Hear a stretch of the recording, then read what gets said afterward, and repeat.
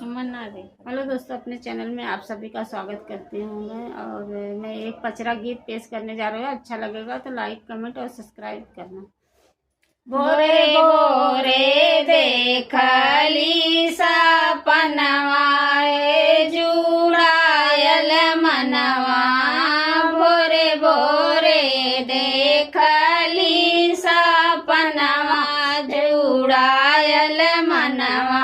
आंगनाली पर देखली आसना लगावल देखली आसना लगावल देखली कलशा सजावल देखली कलशा पे जलत दियनवा जुड़ायल मनवा।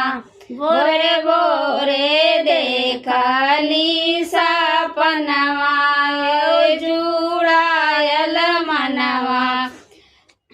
डोली लाली डोलिया देखली लाल का हरवा देखली लाल काली डोलिया देखली लाल का हरवा देखली।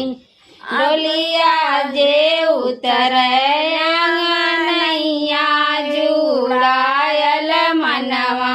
भोरे भोरे देखली सपनवा जुड़ायल मनवा। सोने के थरियावा देखली नेवद गुगुरिया देखली सोने के थरियावा देखली नेवद गुगुरिया देखली। नेवद ऊपरा हेलुआ जुड़ायल मनवा। नेवद ऊपरा हेलुआ जुड़ायल मनवा। गोरे गोरे देखली सपनवा जुड़ायल मनवा। गोतिनी दया दिन देखली सखिया सहेलरी देखली गोतिनी दया दिन देखली सखिया सहेलरी देखली।